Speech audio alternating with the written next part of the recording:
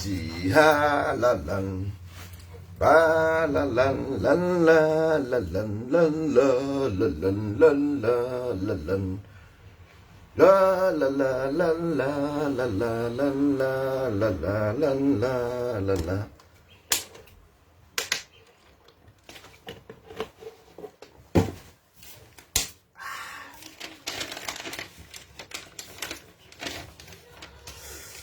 Oh yeah. One to ha. Oh dachi. Ụmụ ibe anyị ekene unu. Anyị nwewo ndị ndozi ọdịnala Igbo ndị agha kwere n'ihe otu kwuru. Anyị na-awụgharị na ana Igbo niile na village. Unu na city anyị nwere eje na village. Ịghọtago village ka anyị na-eje. Ebe ahụ na-agbara ọsọ ebe anyị na-eje. Anyị na-awụgharị na nna anyị makwana enwere village nọ n'ala Igbo. Ha enweghị skuulu. N'ala Igbo onweghị skuulu nọ ya. N'ala Igbo village onweghị skuulu nọ ya, enweghị anything. Ụmụazị buru afọ na-akpagharị ụnọ na city ụnọ na-eri ego. N'ala Igbo so many village ọkwa ha wanụ nwanne udo dịrị gị dachi enyoma.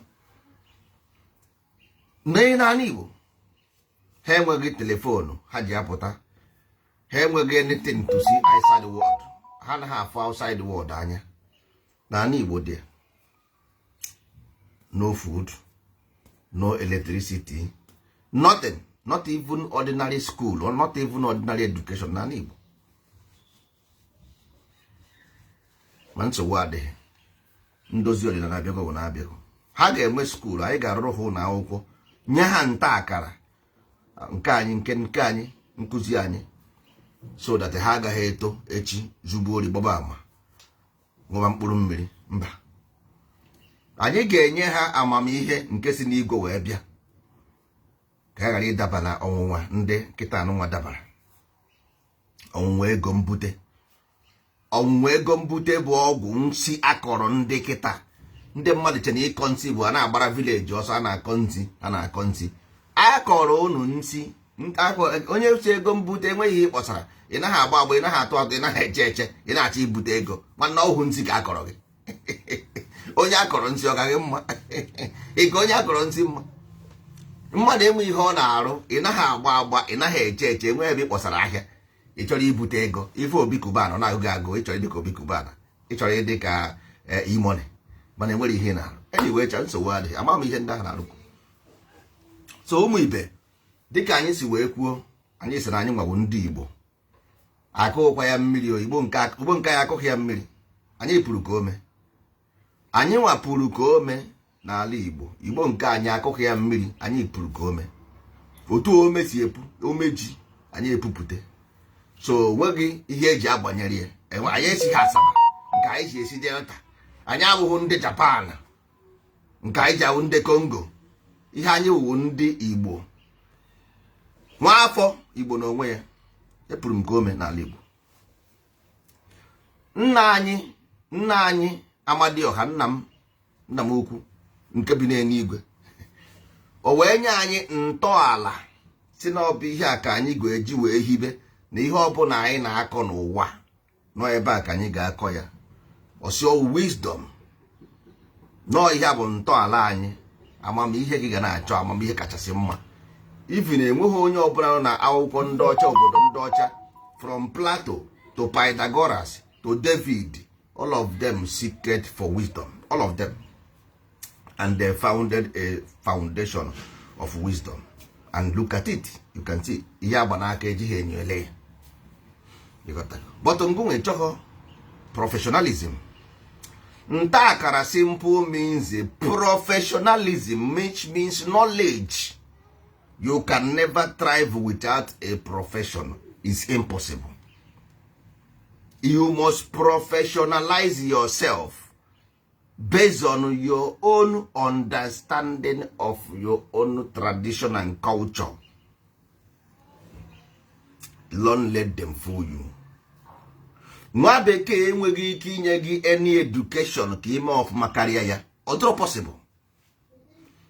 Ndị Arab enweghị ike inye gị any education ka ị karịa odibo n'aka nna ya ukwu. ndị China enweghị ike inye gị any education. Nwanne, work hard to understand what your ancestors left for you.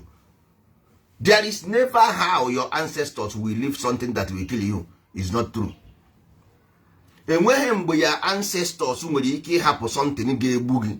Mmadụ na-eme ọmụsị ya nwa ogbuo. Mba, ọ dịghị possible. Now today, aga m agwa unu ihe merenụ unu ji eme mistake. Number one godi, ebe anyị nọ, kedu ihe a na-akpọ ya? In this place we live, a na-akpọ ụwa. Gịnị ka ọ bụ? Ụwa simple means ihe wara awa n'oyibo. Igbo means ịwa n'oyibo. Explosion, ụwa. Ụwa, ihe wara awa. Explosion, period. Nothing more, nothing less. Oyibo ka m soro, ụwa bụ ihe wara awa. Ụwa bụ ihe efu.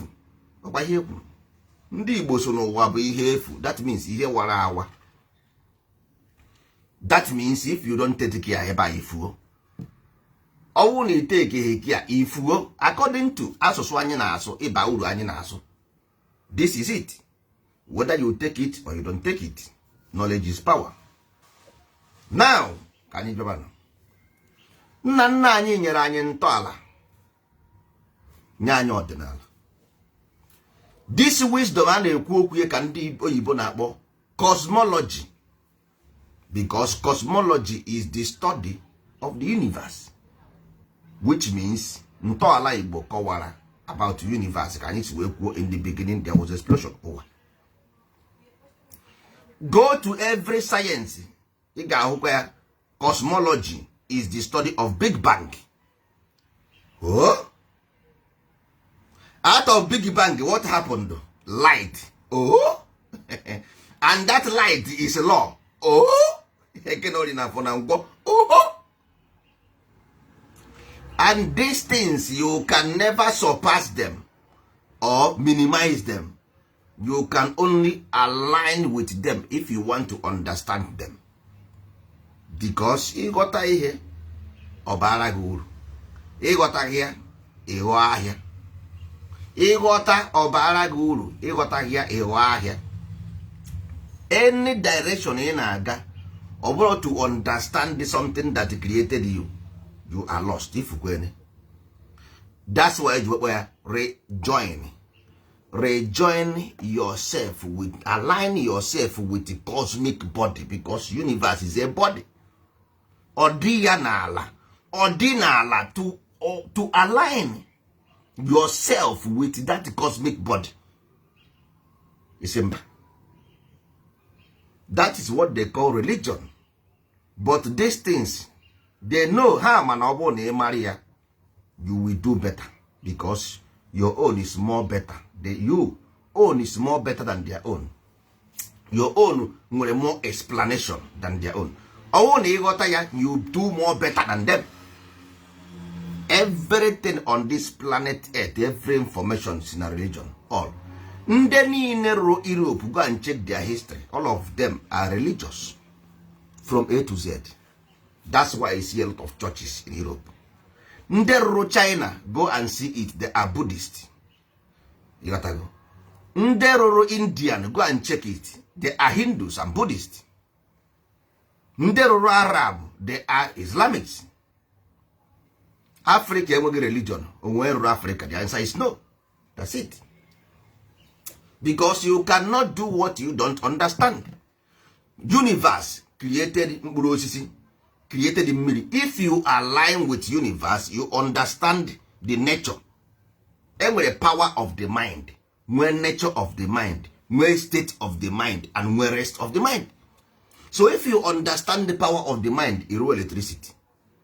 If you understand the nature of the mind, you can be a good management. If you understand the state of the mind, you can understand politics. If you understand rest of the mind, then you can create. Because it's creativity. Because life itself is is alive. Is to align yourself when you have ordinala. You gotta go ordia as above that cosmology. just because yourself, you are with them. If you separate yourself from them, you lost. If plane miss line from that compass, plane lost. Fact. Plane from compass, this is a story. You, because Anyagi cannot see your backyard. Anyagi cannot see if you close your door. Anyagi cannot see outside the door. So that your eyes is just about vision. Is vision, visualization. All your brain, you follow. Not your eyes. Your eyes just see a reflection, recording of emotion and sentiment, sensation. Eye only is about sensation. That's why ihe ọbụla ifuru ọmagị n'anya, ihe ọbụla ọfụrụ ọtụọ gị n'anya, ihe ọbụla ọfụrụ ọtụọ gị n'anya. You got to go. So understand ihe a na-ekwu ndị na anyị nweji wee sị na anyị bụ ndị ndozi ọdịnala, because anyị ma na ịghọtara ihe ọdịnala. You don't understand it. You got to go. So anyị ma na-ekwu okwu ndozi ọdịnala, enwere ihe ijere ụka n'ụwa ka ịghọta ihe dị ebe ahụ, you can never understand it. Because ihe a na-agwa gị ndị ama ya, pope ma ya, ha ma ihe ọ bụ, they know it. Mana ha achọghị ka ị mara ya, bụ na ọgụwa na onwe Igbo you are doing yourself. Ha achọghị, ha agaghị agwa gị ya tiri ụwa agwụ till 100 million years time, because ebe bụ the key. Once ịma ihe kere ụwa ibido kebe. Once ịma ihe kere ụwa ibido kebe. That's all. Ịmata ha na ihe kere ụwa ibido kebe. Oluzie eche gị na ha azụba position. Ịchọzi aeroplane asị gị arụkwana. Ayachebeghị ndị Iran na ndị otu ya ịrakwụzie unu. Mba no. Ịghọtago. So ha ga mba ha agaghị, no ha agaghị eme. Ịghọtago, ha agaghị eme. So ife ile na iwuru gị ọga ije chọrọ nwa boy. That's all. Ọ ya ka anyị ji ekwu ya, anyị ji eme ya. Anyị feel na ya wuru gị ọga.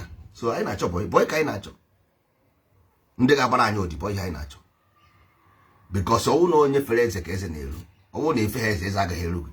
Ofu isi agaghị eme ọhịa. Otu anụ nwa anyị ma ya, anyị ga-akụziri ya mmadụ. Because ọga nọdụ na shop ya onwe ha odibo. Ọga ga-achọ ndị ahịa ree ahịa, jepụta ahịa na company. Mba no. Ọga nwere idea to create shop, but ọga agaghị ere ahịa. Mana odibo ahụ bịa na nke ọga ahụ, brere ọga ahụ ahịa, emesi ọga ya eduo ya, ọwụrụ ọga. You got to go. So aka ndị kwụ aka ekpe akwụ aka ndị. Ọ ihe anyị nọ ebe a. Ọ bụrụ na ọ bụghị ya ha abịaghị eme ka ị na-achọba. Anyị na-akwa ya ụgwọ. No, ị naghị akwa. Jesus Christ si n'eluigwe bịa je chọwa Peter and Paul. Ka ihe ọ na-achọ Peter and Paul. Today now, that thing ọ na-achọ Peter and Paul, see it today. Ọ ihe aha ji gị. Ihe Jesus na-achọrọ Peter and Paul bụ ihe ji gị taa. You got to. So ife anyị ka anyị na-eme ihe a nwanne. Anyị chọọ anyị arụọ mansion everywhere n'ala Igbo na-ebi ka abụ chai fọnụ ka abụọ isi anyị na-ashine. Anyị chọọ we do, but ọ bụrụ ya ka anyị na-ekwu maka ya. And they achọghị ịbịa ihe na-ashine ka ị were shine bụbọ bịa. Ifu anyị asị anyị na-ashine ịbịazie ihe were shine, mba ya achọghị ya.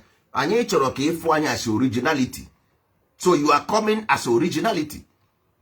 Because ihe anyị na-ekwu something that we make in village n'Enugu to be okay. Village n'Imo to be okay. Village n'Abia to be okay. Ihe abụrụ about buying and selling. Mba, ihe abụrụ buying and selling. So, okay, unu n'anya, because ihe m na-agwa unu kwefọrọ ọdịnala Igbo. That ọdịnala Igbo ị na-afụ. Ebe ahụ ka e nyere ozu. Because it's mental. Everything is about the mind. You must align yourself with that cosmic body. If not, onwe ha ebi na-eje. Anyị nwa ga-akụzie na nkụzi. From next year, anyị na-ebido ntakara anyị. Next year. Ntakara ka anyị ga-ebuzo ebido. After ntakara, the next school anyị ga-abụ ntọala. After ntọala, the next school anyị ga-abụ ọdịnala. Ọ na ọdịnala ka m na-agwa unu ihe because ọ bụrụ na ego hụwa na ị gaghị agụ n'utu unu. Ị gaghị aghọta ihe dị n'ọdịnala. Ịghọta ha ntakara na ntọala mbara. Ịghọta gị ọwa ewe nke jara chofe dị ọkụ. So ihe a m na-agwa unu ebe a bụ, that's why you go to church, because your spirit is seeking the way back. They are looking for the passage they came. Ha gbara ebe the passage dị. Ọ ihe a mere gị every day ị na-ekpe ekpere. Every day ị na-eje ụka. Ị na-enwe emotional pressure. Ị na-enwe depression, anxiety, stress, fear. Everything boils down on this. Because every as long as ị na-eri nri na-arụ ọrụ n'ahụ gị, any air ọ bụla ị breathe affects you. Moon affects you, sun affects you, animal disease affects you. That's why they say coronavirus ọ bụghị nke ibu ya, onye ọzọ bụ ya sịrị kpuchie olu, because nwanne you are within.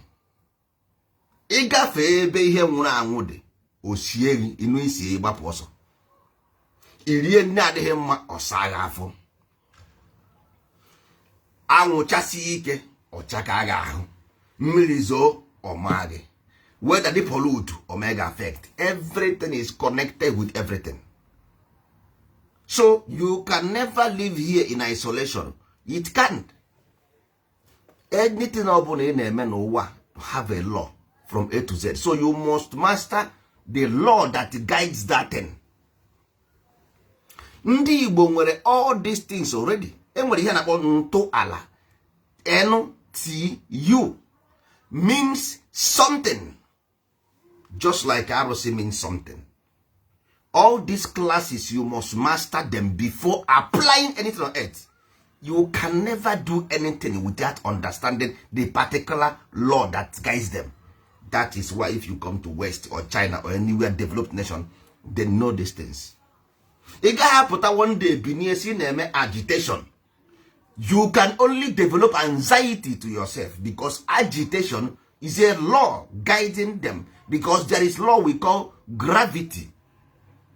If you don't understand the law of gravity, don't near there, because what you will provoke yourself is anxiety, period.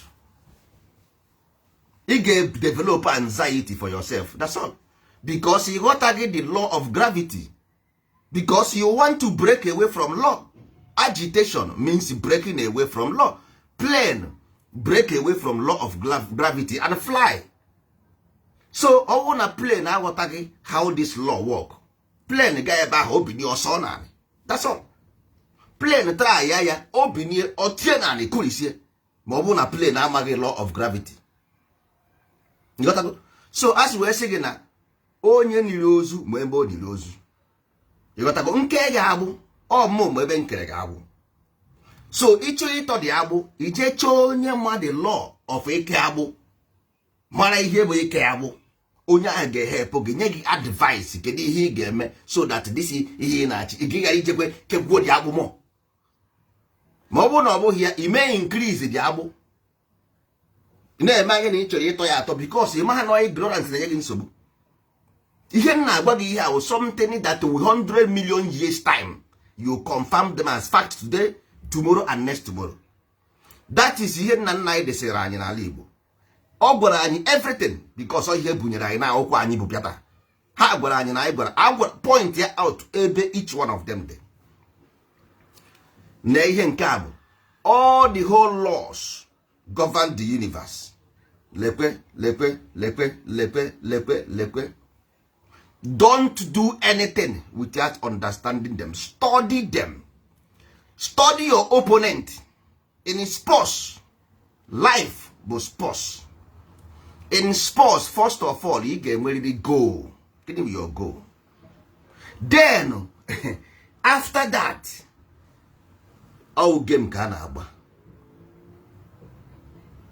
Ke ihe kwadobere. Ke isi kwadobe. Ị ga-aghọtasị iwu a niile before eje register as a team. Because you register as a team, ị ga-agbagodi division, last division. Ọ na win in that last division and your target to first division. How do you get to first division? Ọ bụ na win those ones. Yoruba, Hausa, ndị ọcha, ndị China, ndị awụ ndị bịara match na football team. All of them bịara match. Ma ndị Ijo ma ndị Edo. Don't confuse yourself as your brothers and sisters. No. Nonso bịara match, ị bịara match. Everybody bịara match.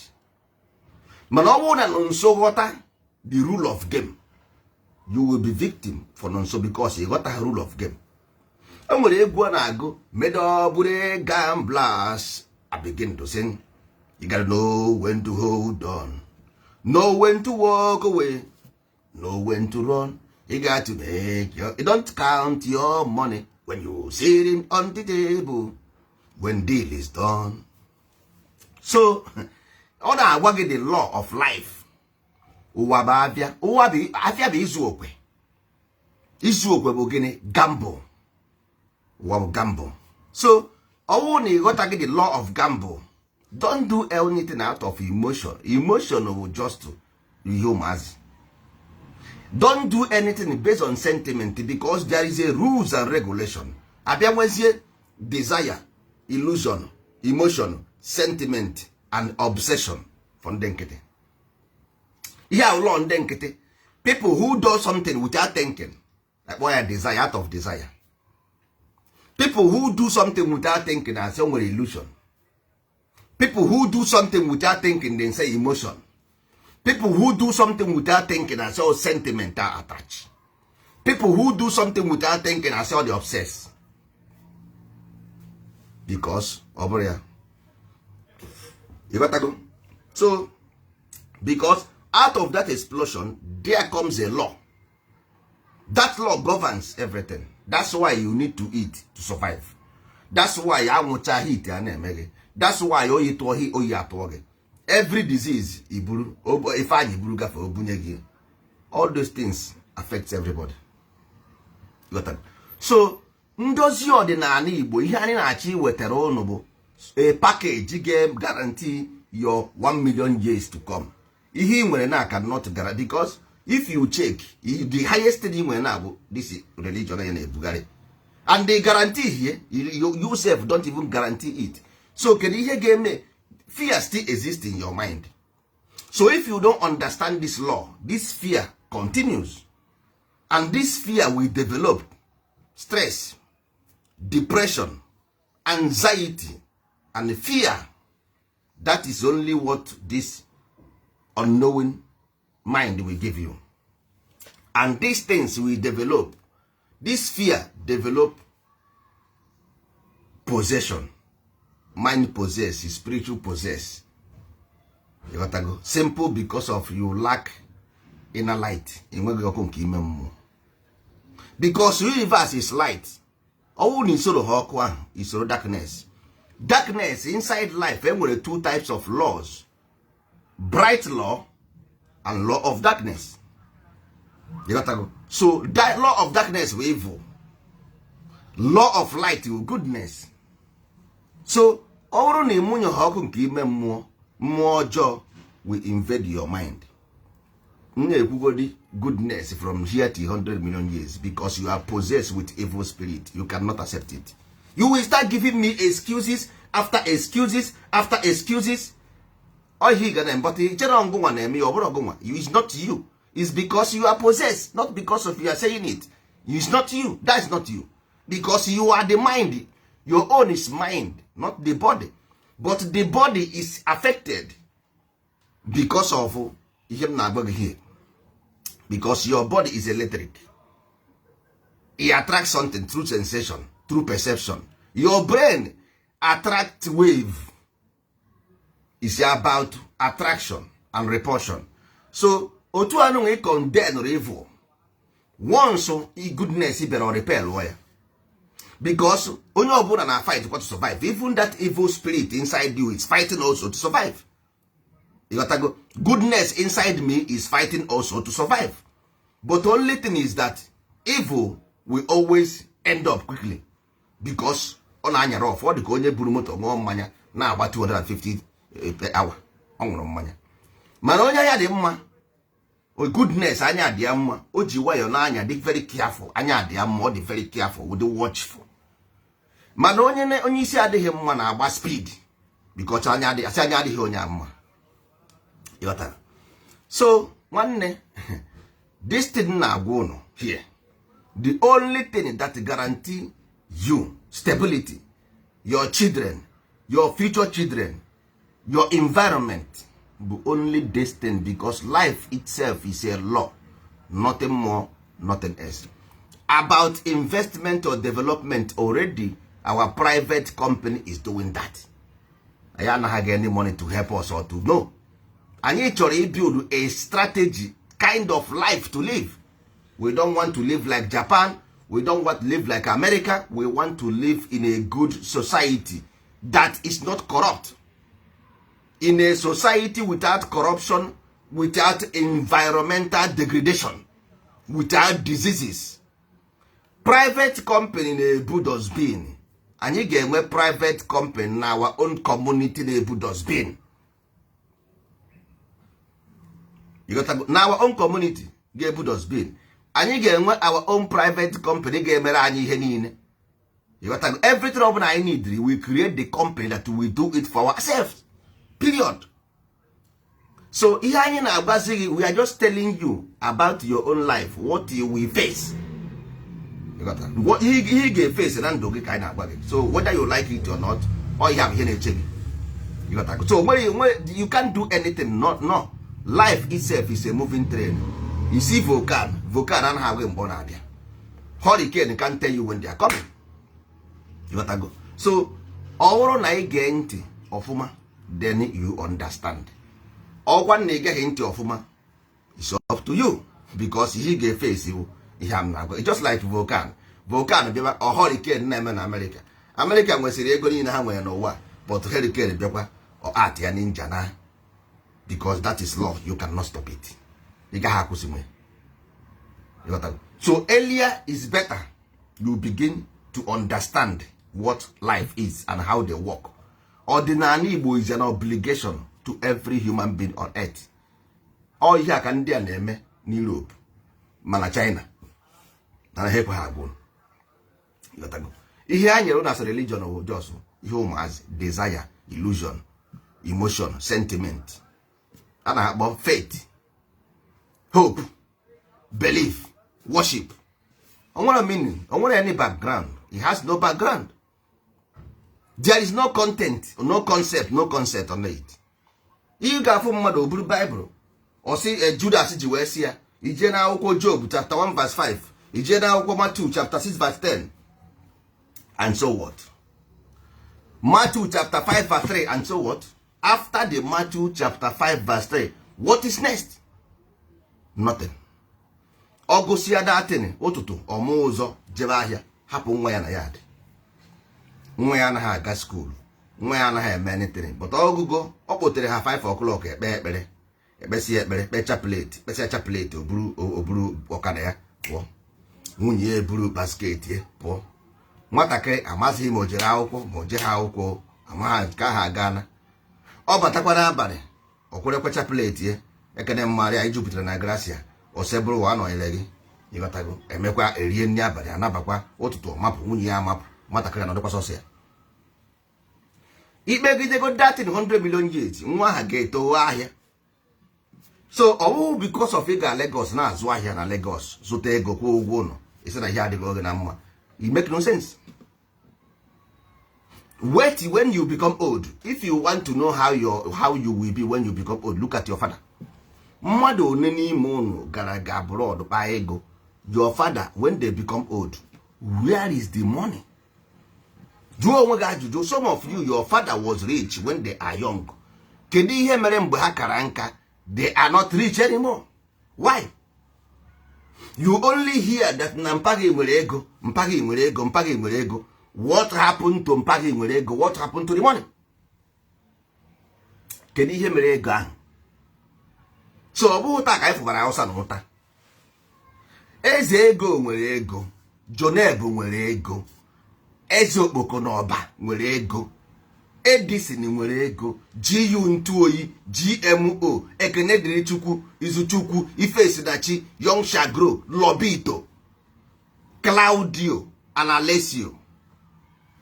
Ndị a niile nwere ego. Eze Yim ha niile nwere ego. Abdulaziz Ude nke anwụrụ ụbọchị a, Chibuzo Ude. Ndị a niile nwere ego. Kedu ihe mere? What happened? Ha nwere ụmụazị, jee kpọọ ụmụazị ha, jụọ ha how market, because this is what will happen to you.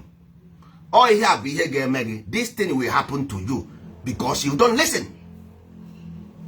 You don't listen. This thing will happen to you. You are busy chasing shadow in a life of the agbara gị n'ụwa bụ ihe efu. You are chasing shadow in ihe efu. Align yourself with the movement, planetary movement.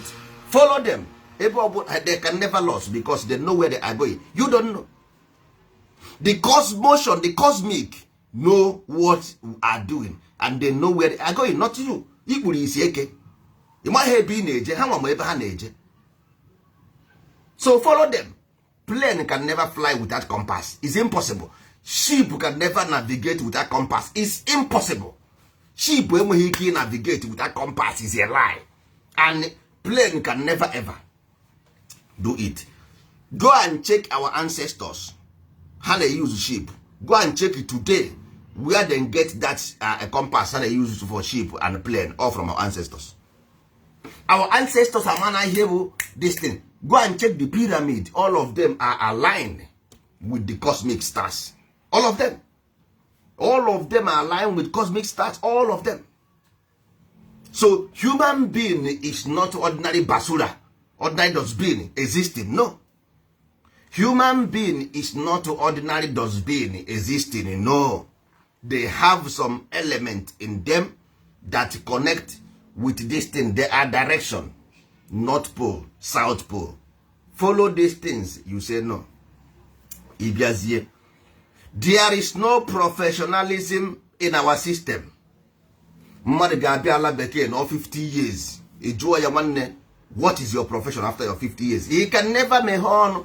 After 50 years, he will still go to ebe ọ na-achọ ọrụ, and I will ask him, what did you want? Anything. After 50 years in Europe, where any course here is free. Any course you want to do here is free. If you like, you can pay money. Come easy. But you go to 50 years, you will have finance ya ụgwọ. Ị ga-aga school for driving license to have to drive car wee be big man.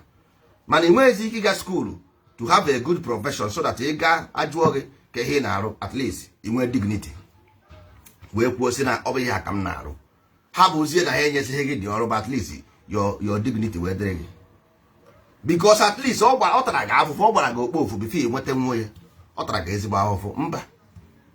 Anyị echuzugo non-professionalism as a life.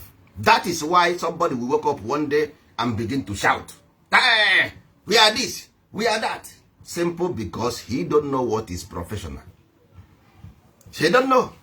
Ọmaha na enwere ndị a na-akpọ agent. Ọfụ lawyer, ọkpọ ya iyi. Onye ọbụla ọfụrụ bụ onye eberibe for him.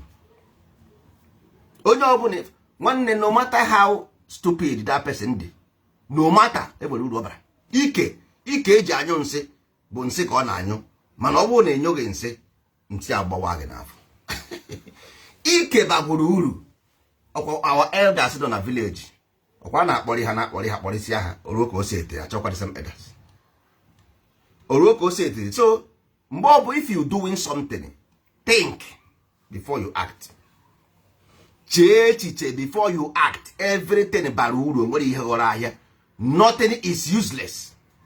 Nothing, not even a nwanne, ị maghị agụ ABCD.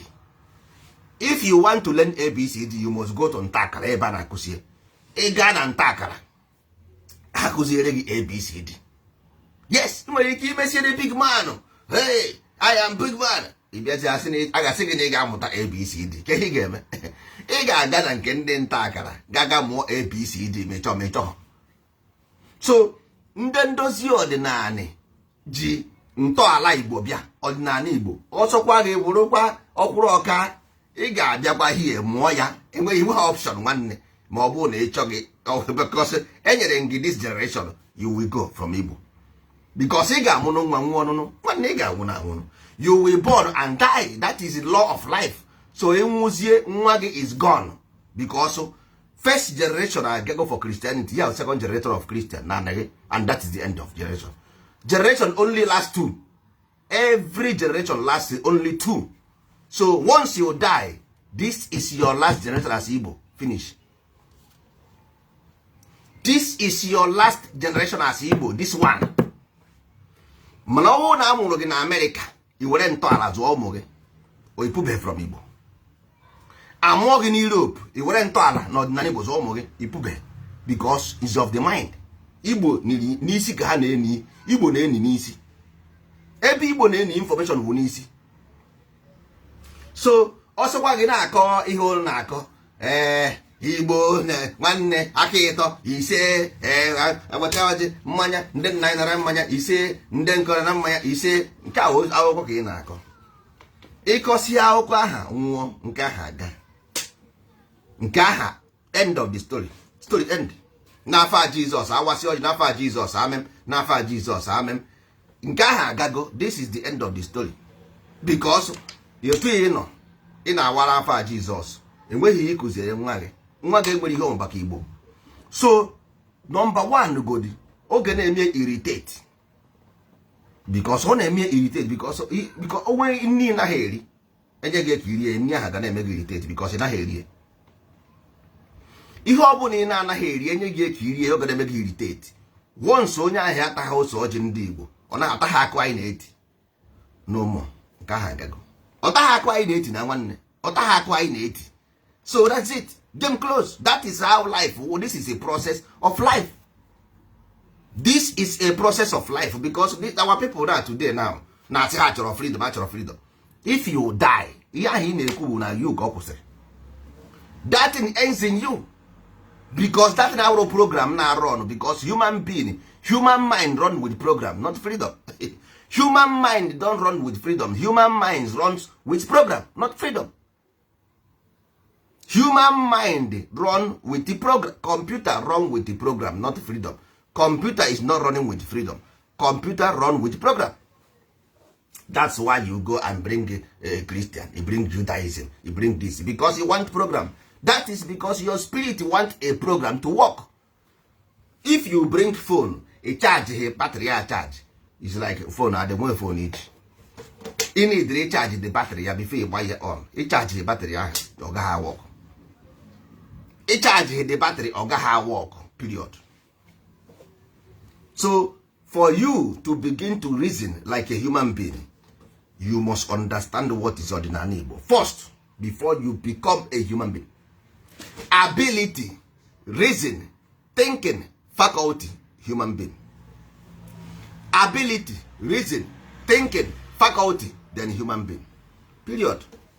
Nothing more, nothing else. If you like, you can. Anything you like, you do. In one mirror.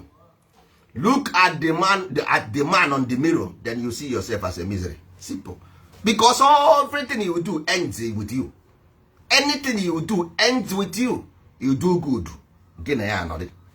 It's simple, not because. Because close your eyes and see what I'm talking about.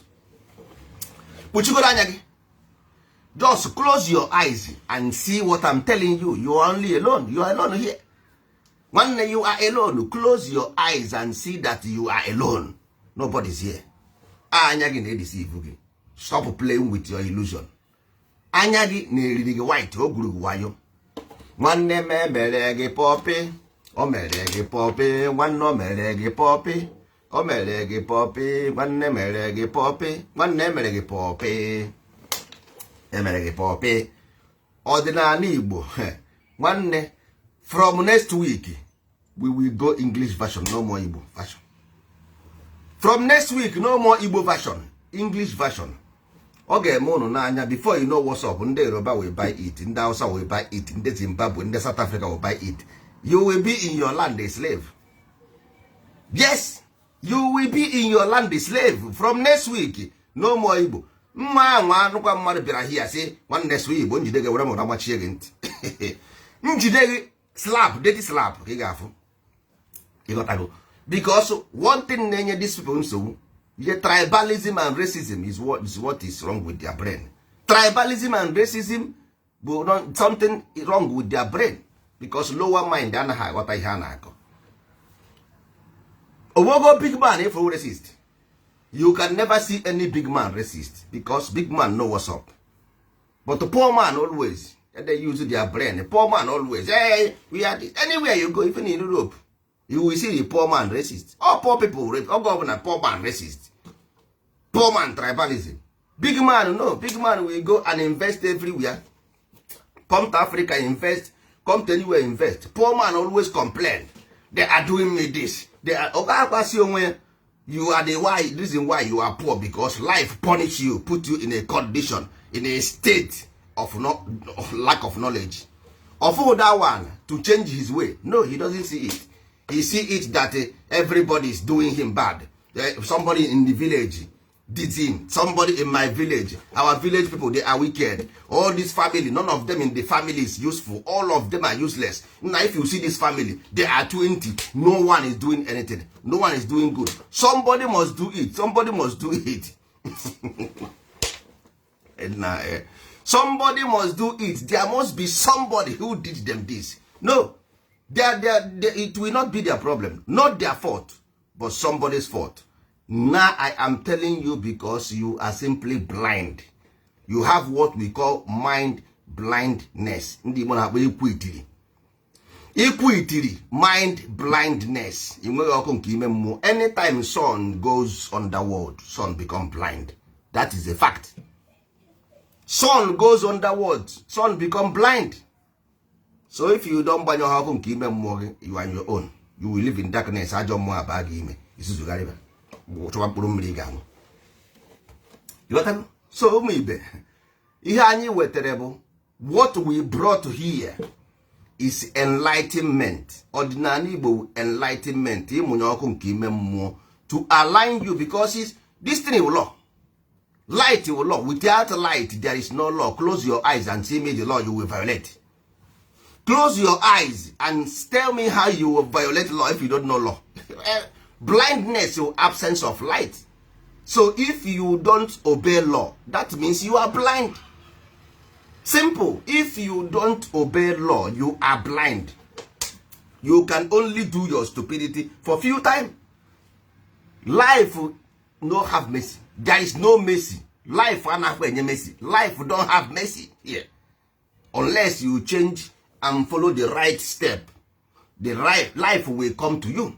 If you follow the wrong step, saying one day there will be mercy for you, unless you follow the right direction. Why would you right direction? Right means I can read. Why they say right direction? I can read to ascend. Akebe, that means emotion. It may be grudges. Going to yesterday, bring something from emotion. Nah, nonsense. That is what to put you in jeopardy and misery. Life don't go yesterday. And you cannot go yesterday. You just also now. One night we go this on a jazz or boss and a jazz or boss. Oh, you get your boss. It's a bossy where you got to go. Iru, Iru ala. Iru. Go front, forward ever, backwards never. Forward ever, backwards never. Anyanwụ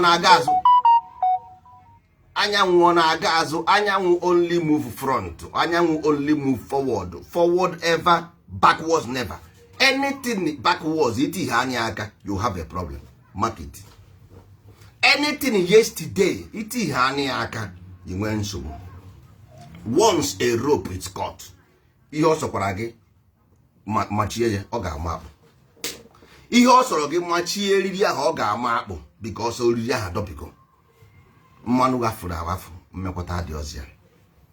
Mmanụ gafuru agafu, no mmekọtarism. Front. Learn from your mistake and ahead. Learn from your mistake ahead. Align yourself with the cosmic body. Then you will see the light. Because once it is a copper, it's a magnet, move way or generate a wave vibration. That's all. Once it is a copper, it's a magnet, move way or generate a wave vibration. Or just vibrate, vibration generate a wave. Period. It will work. Oh, but on Kinokata, it's not Iganokata, very imaginary, imagine. Okay, move. Or the possible. Practical step of Igbo, ordinary Igbo, we bring here. And you with a practical self, practical way of ordinary. Ndembo, ndị mbụ must be the objective, your focal point. Your focal point must be ndị mbụ, because ebe ahụ ka enyere ozu gị. Ndị mbụ ebe ahụ ka enyere ozu gị. That should be your focal point. Ọhụ ndị mmadụ apụta, because ana m afụ ndị be anyị today, they are learning this meditation from the west. Ndị ọcha unu na-eso eme meditation, amaghị meditation. Ndị ji ewu ndị nọ na palace, ha enyeghị ihe ndị nkịtị. Ha enyeghị ihe ndị nkịtị. Meditation abụrụ sports. Meditation abụrụ sports. No. Meditation bụ a different type of connection between cosmic. Ejiokwe ọ dị ya n'ala. You gotta go to align yourself with the cosmic body. Ọ bụrụ about sports, but ndị be anyị na-ezikwere ndị ọcha aga emedatịrị. Nwanne ọ bụghị ebe anyị dị n'ozu ka ha nile ozu. You gotta go, because our point, our thought process dị iche na ndị mbụ anyị abụrụ ndị mbụ ha. You gotta go. So you must go to ebe eniri ozu through your mind, si n'iche uche gị, because ị ga-ejiriri concept. Ị ga-eji the concept, ijide the concept, then through your mind you send a signal, they will respond. You send a signal, then they respond the signal. When you send a signal to Rome, and when you respond, because iji number, iji phone number, iji phone number nke anyị ebe anyị ga-esend the signal, esendere anyị back. Send the signal na Buddha agaghị respond gị, because ị maghị o nwere afa ha ji ebe ha niri dị ozi ijihie. Ndị Rom ji ebe ha ji phone number ijihie. Anyị nwa ji phone number nke anyị, nke ndị mbụ. Anyị ji phone number ndị mbụ. Anyị bazie na ebe anyị na-eme ihe anyị na-eme. Anyị akọnekt na line, emepe abụrụ phone call anyị. Nwanne m ole ije nwa m enwere nke a na-emere gị. Anyị asị ya nna m okwu. Ọ dị ole. N'ime mmụọ, ịba n'ime mmụọ gị na ha kwuo. Ọ nke ụrụ na mma na ọ bụrụ ya nọ. Ihe ọ sọrọ gị kpee n'ụlọ ụka. Ọsọ gị gaa na nke ndị pastọ daba. Nwanne isi azụ ụlọ eje. Ndị Igbo amara ihe a mba, onye ọbụla ga-eji ọnụ ya kpọrọ onye akamụ. N'ọdịnala Igbo, onye ọbụla ji ọnụ ya akpọrọ onye akamụ. Ị ga-eji ọnụ gị kpọrọ onye akamụ. Only thing mgbe anyị ga-agwa onye rere akamụ. Gwa gị ihe ị ga-agwa onye rere akamụ, iji aka gị kpọrọ onye akamụ. Maka ọwa ngụnwa, everybody abụrụ the same. Moto m nwere ike ị na-abụ 150, moto gị na-abụ 120, nke okeke na-abụ 130. E nwere 4 levels of consciousness. These 4 levels of consciousness, o nwere njọkụ, ohu, ịghọtago. Njọkụ bụ ihe m na-agwa ụnụ, ya bụ isi mmiri, ịghọtago. Ọ ya bụ isi mmiri, mana nke ndị ọcha ọhụrụ njọkụ na. So onweghị mgbe ị ga, that's why iji adagharị. Onweghị mgbe ị ga-eme ịchọ ka ị connect with njọkụ ịdaba. Ị na-ada because spirit ahụ abụrụ the same thing with you. Ị na-eme datin, ị na-eme spirit bịaruo ọkwara gị tọgbọ naanị, kwatuo gị na ntị, kwafuo gị sef, because ọ nweghị ihe o ji ga-eme. Ọmọghị onye bụ. That's why unu na-ebuchi ya maga na-ezuzugharị na ebe unu na chọọchị na-achịzugharị.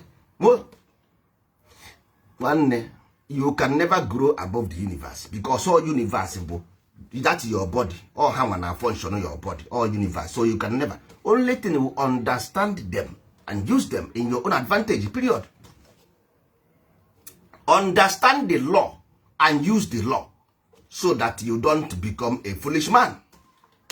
If not, you will be a foolish man to those people who understand. Yeah, I'm only the foolish. Law is law. You don't do anyhow. The law will come against you. The law will come against you. Simple. That fact. Fact. Each developer, you must understand what is development. Kedu ka mkpu? Ihu mkpu.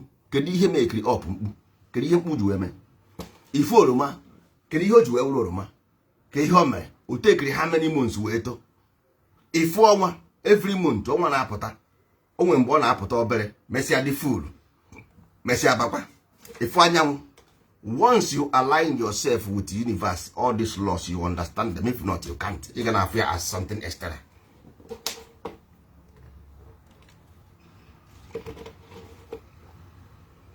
So, ihe anyị bịara bụ ka anyị kụzie ya. anyị kụziere ndị ready, anyị kụziere ha, we teach them. Ha bara onwe ha uru because anyị nwa na onwe anyị na-echi na anyị ga-arụ ebe anyị ga-ebi n'ala Igbo, anyị ga-arụ ebe anyị ga-ebi.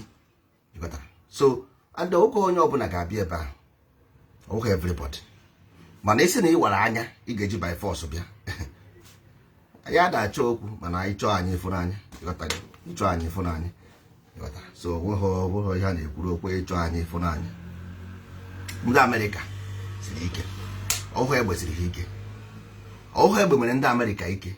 Ndị Amerịka si in God we trust. O nwere ihe reason why ha ji wee sing, because God means law. God means law. In ancient days, a na-akpọ ya gods. God means, anytime you see God, means law. God abụrụ imaginary man gbara afọ ọnụ somewhere. No, God means law. Period. Yeah, for some people I say black God. Ndị believe of God. So a black man who understands the law of universe is God. Not all black man. Not because you are black, you are God. No. Not because you are white, you are God. No. Not because you are Chinese, you are God. No. You are God because you understand the law. You align yourself with the same law. You become the part of the law. Then you become law. So the law don't go against you because you are law. Kaheri anaghị onwe ha. Kaheri anaghị onwe ha. So you gotta put us you are God because you are black. Nonsense. Come on, get out here. And the only one gara against law will be crushed, because those people who understand the law will let him use the law against himself. Because he married the law. You married the law now because the law will better go. Nobody will, you will kill yourself. That's why I'm going to buy him. You will turn back and kill yourself. Watch and see. Because you want to hear how life work. Once you got life, earth, say, no, don't share blood. If you share blood, I will share your blood. If you share blood, I will share your blood.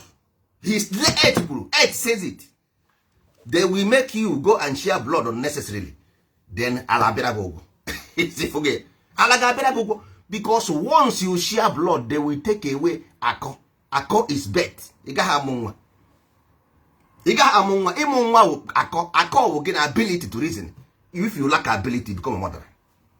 If you lack ability to reason, you become inhuman. If you become inhuman, you become cruel. If you become cruel, you will be dealt with. And they will make you go and behave and this thing, and the earth will come to you. I got better go. That is what they said for you, Ndibo, and you back on the thing, and they got him already. That's no fact of Tamano as well. You got to go?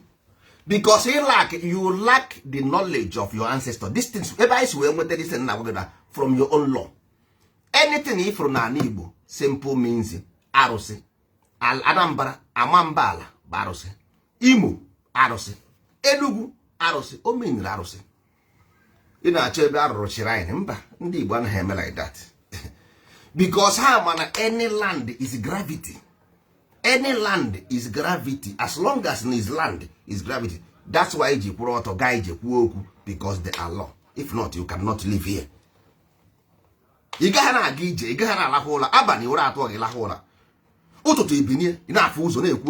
That means any law in a play. Once you get against that law, then you violate it. Things will change. If you go again, you got to go in a lahola every night. 10 go a lahola. Once 10 okoro. I hope I say one or at one. Because when we go law, the other button follow.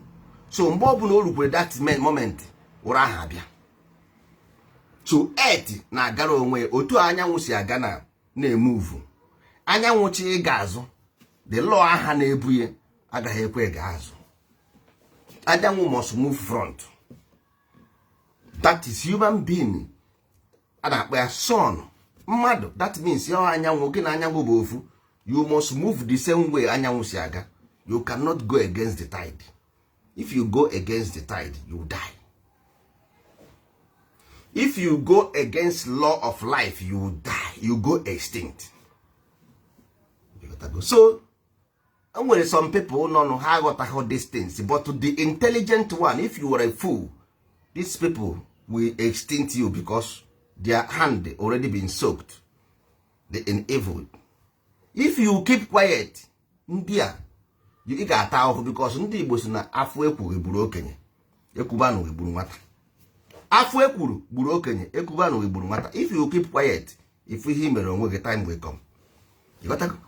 That's why you train your child because o nwere mgbe ọ ga-eme ọbụrụ odibo ka nna ya ukwu. Train them. That's why you will follow to that any child in Igbo land, we will train them. We know how to get them. Ọwụ nọ sweet na chingon ka eji arapụta ụmụ agbọghọ mgbe mbụ. Anyị ga-ejikwa sweet na chingon rapụta ụmụazị anyị. Train them. If not tomorrow. And this is law. That is how law. If you don't train them, gosi ha ụzọ nke ndụ. Ha ga-eso ụzọ nke destruction. That is it. Either they follow here or they follow here. So if you fail to train your own children, enemy will train them for you. And you will see what enemy look like. You cannot sleep in your own father's land with two eyes open. You can. Tomorrow stay at home. Don't come outside. If you come outside, you become a dead person. You gotta go. So that is it. Because of if your children know about law, all these victims Hannah follow today, how can they fall?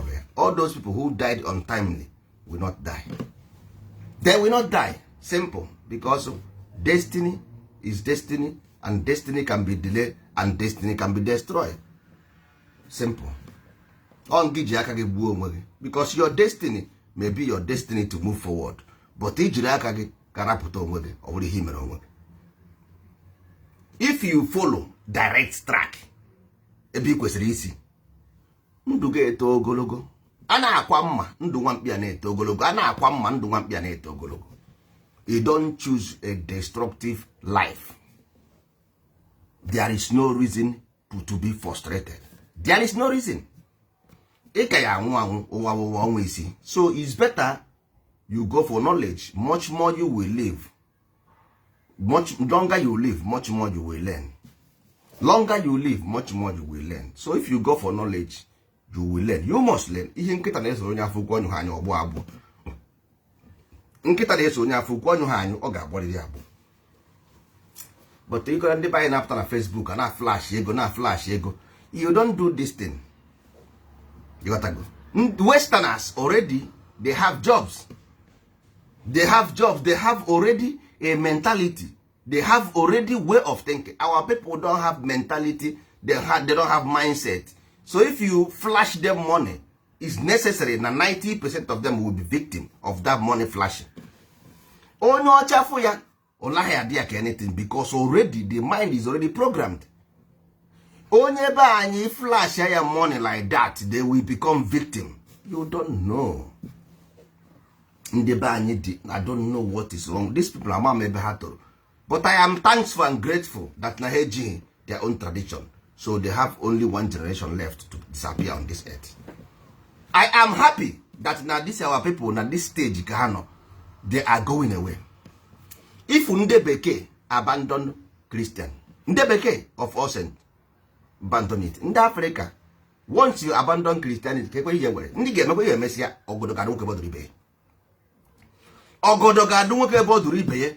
mgbe ime abandon Christian, ị ga-agụ mebe ị ga-eje. Yes na. One day ị ga-etete si na ihe anda na-ekwu asị. One day. Let me see what you will. How is it because I'm atheist? Can atheist be society? Enweghị any society for us your atheist society. Have you ever seen? You can't. Atheist will believe. Ndị gbara iberibe. So ịnọdụ na ya adịghị atheist, nsogbu adịghị. Okeke na ya adịghị atheist, nsogbu adịghị. Society who will build? If you are a government say I am atheist, have you ever seen government or one president say I am atheist? Nobody will vote him. Nobody. There has never been a president say I am atheist, and there will never be a president say I am atheist. No one. There can never be. Because I know why. Because religion means government. So there is no how you can have a president of government who are atheist. That means only hammer your government to start with. so that place, he cannot do what he does. No, you got that? So because every human being will plan it, so align that government to represent the cosmic body, then the citizen represent the lower body, human body. So all to align with them. That's why African people are not doing well in government, because how man a president represent something. That's why we went president palace, White House. White House because now White House, just like White Horse. You got to go. Then if you are in Europe, the same thing. Every parliament, you got to signs. How do you sign now? You watch only go sign. Go sign that dinner their parliament. Mara him nako. You got that. So ndia ma ihe na eme ofuma. That's why Africa enweghị any good leadership. No, because leadership means Christ. Simple means White House. You got to go because on a present onwe as cosmic body. Without Christ, you can never go anywhere. Simple. Without Njoku, you cannot go anywhere. Simple. Because honor as the cosmic body. If you align yourself with the cosmic body, then you move. Osia duru anyị na-aga Njoku duru anyị na-aga, because Njoku with the cosmic body na move. Anyị nwa na-eso the cosmic body because we align ourselves with the cosmic body. That is what president means. That is what Christ means. That is what Shiva means. That is what Njoku means. You don't know them. One day, that's why Africa is not going anywhere. It can't go anywhere. That's why Ndoji in America and Europe and they are not united, because have a different mindset. Have a different mindset. Just like elephant, elephant neso giden ne until onwo. Enough elephant in there, elephant become useless. You gotta go. So, how much in the America, black people in America, or the Sekagasana, Yamuri Hanacho, but anyway, Hanacho. I was a second-hand citizen. While the hand of Eba before in the Europe, they were there. But little Nebuna Abias, Mea Hodica, Abia, Luwezi Hajibia, but always you. You gotta go. That the same thing never went to Africa today, Nabani. And their own ancestry way we hold you.